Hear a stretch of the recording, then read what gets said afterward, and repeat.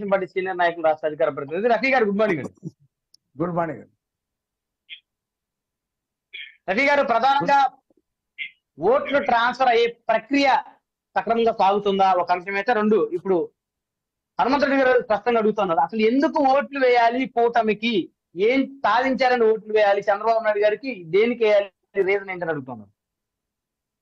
ఆయనకి హనుమంతరెడ్డి గారికి, అలాగే శివపార్వతి గారికి, మీకు, అలాగే ప్రైమ్ వీక్షకుడు శుభోదయం. హనుమంతరెడ్డి గారికి ఇప్పుడు తెలియదండి. రేపు జూన్ 4వ తారీఖు నాటి రిజల్ట్స్ వచ్చినప్పుడు హనుమంతరెడ్డి గారు అయ్యో ఇలా ఇష్టం వచ్చినట్టు మాట్లాడేశానే నేను, ఏం పడితే అది మాట్లాడేశానే అని చెప్పి పశ్చాత్తాపం పడేటువంటి పరిస్థితి ఉంటుంది. ఎక్కడికి వెళ్ళినా సరే, పవన్ కళ్యాణ్ గారు వెళ్ళినా, బాలకృష్ణ గారు వెళ్ళినా, అలాగే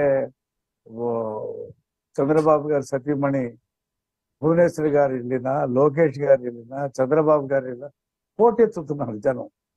ఈయన సభలకి 200, 300 కోట్ల బాటిల్ ఆర్టీసీ బస్సులు 1200, 1400, 1800 బస్సులు పెట్టుకుంటే అక్కలారా చెల్లెలారా అంటుకొని పారిపోతావు. ఏం చేశాడని బటన్ నొక్కాడు.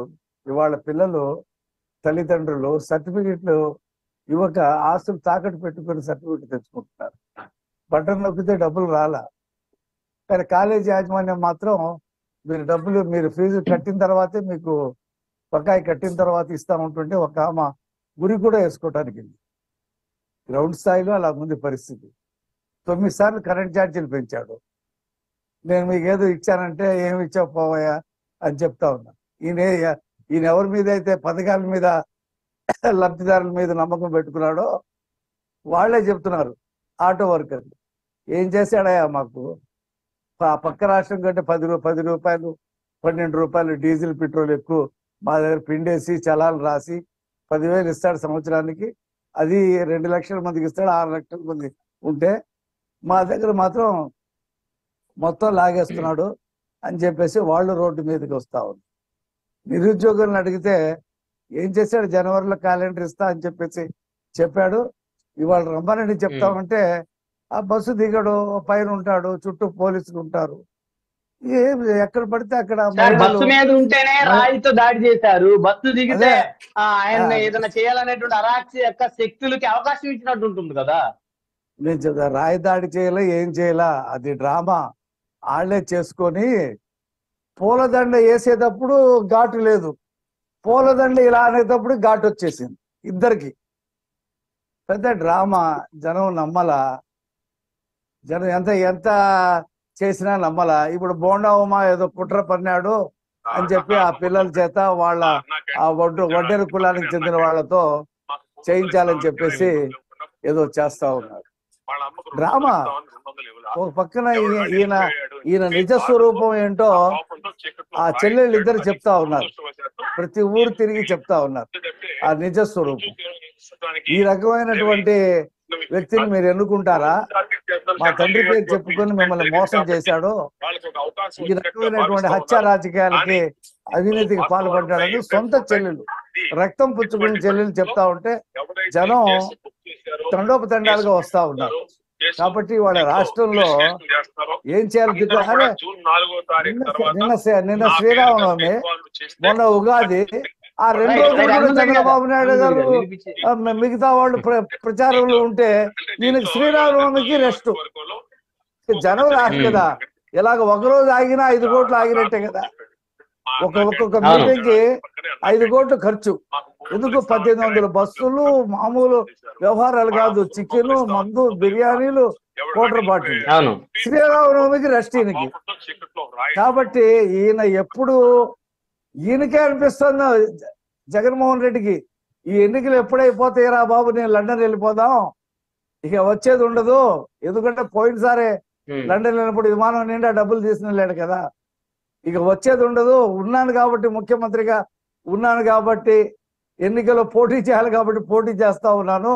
ఏ సర్వే చూసినా ఘోర ఓటమి తప్పదని వస్తా ఉంది, కళ్ళ ముందు కనిపిస్తా ఉంది. జనం రావట్లేదు. ఇలా ఇలా ఇలా ఇలా ఇలా అన్న కార్యకర్తల పేడి కార్యకర్తలను తీసుకొచ్చి జెండాలు పట్టించి ఇలా ఇలా ఇలా ఇలా ఇలా ఇలా అనమంటే అంటారు. నిన్న చూశారుగా బందర్లో పోటెత్తారు జనం. ఎక్కడ ఆర్టీసీ బస్సులు ఇచ్చాడు ఈయనెవరా ప్రైవేట్ బస్సులు తీసుకొచ్చి పెట్టాము మేము. చీమల్లా వస్తా ఉన్నారు, చీమల దండులాగా. ఈయనకి జనం లేరు, ఎందుకు? అన్ని అబద్ధాలే కదా. ప్రతి మహిళ అడుగుతా ఉంది. సంపూర్ణ మద్యపాన నిషేధం చేసిన తర్వాతే నేను ఓట్లు అడుగుతాను, అన్ని షాపులు ఎత్తిన తర్వాతే అడుగుతానని చెప్పాడుగా. ఏది ఏరులై పారుతా ఉంది మద్యం. 50 రూపాయలది 200కి అమ్ముతా. ఆ మందు తాగే వాళ్ళు కూడా రాండి ఎలక్షన్ రాని చెప్తా వాళ్ళ సంగతి అని చెప్పి 50 రూపాయలది 200కి అమ్ముకుంటున్నాడు. ఈయనే తయారు చేసుకుంటున్నాడు, గవర్నమెంట్ ద్వారా ఈయన అమ్ముకుంటాడు. సగం గవర్నమెంట్ కి సగం తాడేపల్లి ప్యాలెస్. అంటే ఇప్పుడు ఒక మాట రఫీ గారు కాబట్టి ఈ బండి బయటపడిపోయింది. ఆలోచన ఉందా అసలు? ఏమంటారు కూటమి అధికారంలోకి వస్తే మద్యాన్ని అరికట్టాలనే ఆలోచన ఉందా? లేదు. మేము ఏ రాష్ట్రంలో మద్యం ఇది ఉంది? తమిళనాడులో అరికట్టారా, తెలంగాణలో అరికట్టారా, కర్ణాటకలో అరికట్టారా, ఒరిస్సాలో అరికట్టారా, ఛత్తీస్గఢ్లో అరికట్టారా? మేము మంచి నాణ్యమైనటువంటి మద్యం, మంచి కంపెనీలు, ఒక స్టాండర్డ్ ఉన్నటువంటి అవి అమ్ముతాం. ఆయన రానివ్వట్లా, ఆ కంపెనీలు రానివ్వడు. ఈయన భూములు ప్రెసిడెంట్ మెడల్ ఈయనే తయారు చేసుకుంటాడు కదా. ఈయన చుట్టాలే కదా తయారు చేసుకునేది. ఆ స్పిరిట్ వేసి రంగు నీళ్ళు వేసి అమ్మి జనాలు చంపేస్తా ఉన్నాడు. ఇప్పటికి 35,000 మంది కొన్ని లక్షల మంది ఆరోగ్యాలతో చెలగాటం ఆడాడు. దిగడు, బస్సు దిగడు, రాడు. మనుషుల దగ్గర రావాలంటే భయం. మొన్నటి వరకు పరదాలు, ఇప్పుడు ఏం చేశాడు? బ్యాండేజ్ ఒకటి వేసేసుకున్నాడు. ఇది చిన్న దెబ్బ. మామూలుగా దానికి 15 మంది డాక్టర్లు ఏదో గుండె ఆపరేషన్ చేసినట్టు ఈయన పడుకోవటం, ఒక డ్రెస్ వేసుకొని, మళ్ళీ అదంతా గుండె మార్పిడి చికిత్స సక్సెస్ఫుల్ అయినట్టుగా వాళ్ళ మధ్యలో కూర్చొని ఒక ఫోటో దిగటం. ఏంటంటే ఈ డ్రామాలు? ఆంధ్రప్రదేశ్ ప్రజలు ఒకసారి మోసపోయాం. ఈ జగన్మోహన్ రెడ్డి అని కాదు, రాజశేఖర రెడ్డి కొడుకు పోయినసారి 14లో ఇవ్వలేదు, సరే 10 ఏళ్ళు ఇస్తే అతనిలా చేస్తాడేమో అంటే ఎక్కిన దగ్గర నుంచి ఘోరాలే కదా.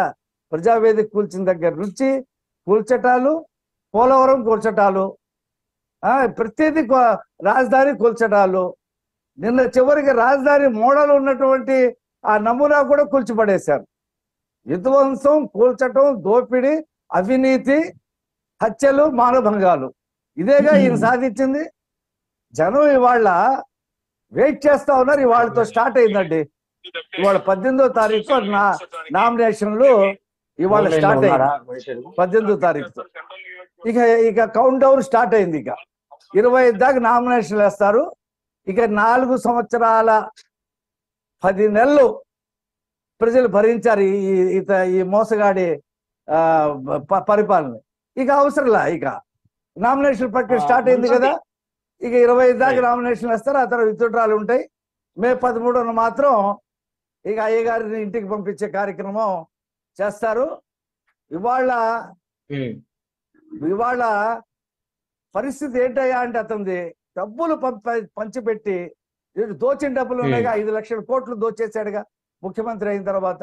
అంతకు ముందే తండ్రి పేరు అడ్డం పెట్టుకొని ఇన్కమ్ ట్యాక్స్ కట్టలేని రోజుల నుంచి ఆ బంజారా హిల్స్ లో ఉన్నటువంటి రోడ్ నెంబర్ 2లో ఇల్లే అమ్ముకున్నటువంటి వాళ్ళు వీళ్ళు ఇవాళ లక్షల కోట్లకు పడగలెత్తారు. ప్రజా సొమ్ము దోచేశారు పట్టుకొని. ఆ దోచిన సొమ్ముని అధికారులకి, పోలీసులకి, కలెక్టర్లకి అందరికీ పంచిపెట్టే వాళ్ళ చేత, అలాగే ఏజెంట్లకి, అలాగే ఓటర్లకి పంచిపెట్టి గెలుస్తా అని చెప్పి అనుకుంటున్నాడు ఆయన. ఇలాగే అనుకున్నాడు కేసీఆర్ను, కేటీఆర్. మన దగ్గర అధికారం ఉంది, మనం దోచేసిన డబ్బులన్నీ పంచిపెట్టేస్తే 2 నెలల ముందే టికెట్లు ఇచ్చేసి డబ్బులు పంచిపెట్టే కార్యక్రమం చేశాడు కేసీఆర్.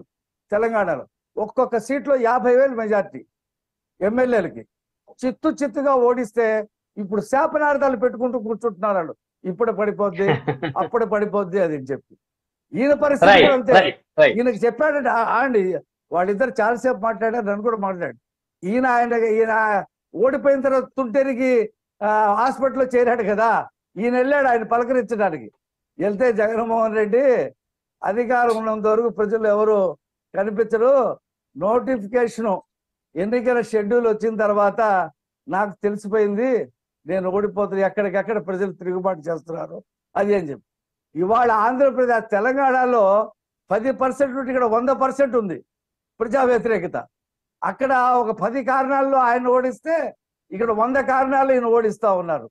ఎక్కడికక్కడ ప్రజల్లో తిరుగుబాటు, చేరికలు, రాజీనామాలు. ఇవాళ ఎవరిని కలిసే పరిస్థితి లేదు ఆయన, ఎవరిని కలిసే డబ్బు సంచులతో గెలవాలని చెప్పి అనుకుంటున్నాడు. డబ్బు సంచులతో గెలిచేటువంటి డబ్బులు కూటమి దగ్గర లేవా?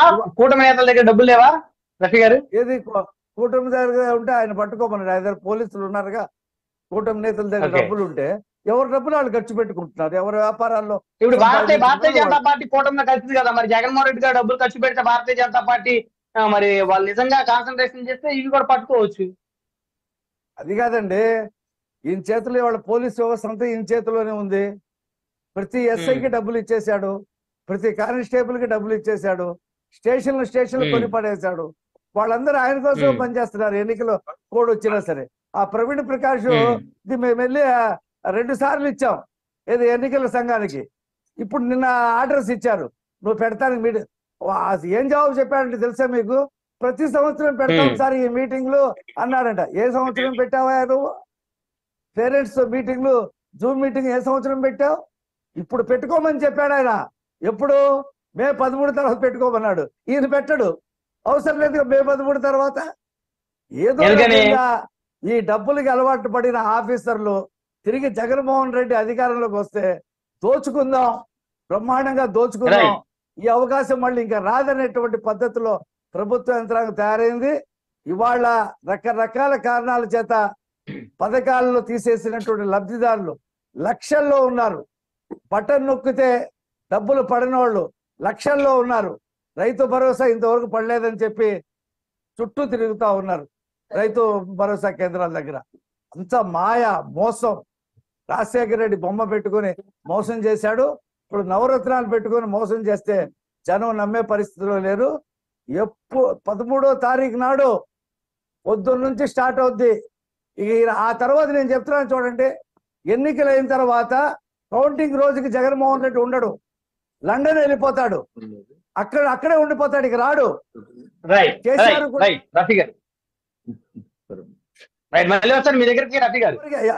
కేసీఆర్ కూడా ఎవరికి చెప్పకుండా 2 కార్లు వేసుకుని వెళ్ళిపోయాడు. కనీసం ఇంటిమేషన్ కూడా ఇవ్వాల. ఇతను ఎన్నికలకు ముందే లండన్ వెళ్ళిపోతాడు భారతీయ ఇతను కలిసి. ఎందుకంటే క్రిమినల్ కేసు, బాబాయిని చంపిన క్రిమినల్ కేసు. గొడ్డలు ఎలాగ తెలిసింది నీకు? తెల్లవారుజామున ఏం చెప్పావు? నీ టీవీలో గుండెపోటని ఎవరు చెప్పారు? ఇవన్నీ కూడా సిబిఐ అడుగుద్ది. కాబట్టి అందుబాటులో ఉండకుండా వెళ్ళిపోతాడు. కాబట్టి ఇదంతా కూడా తెలుసు. మనం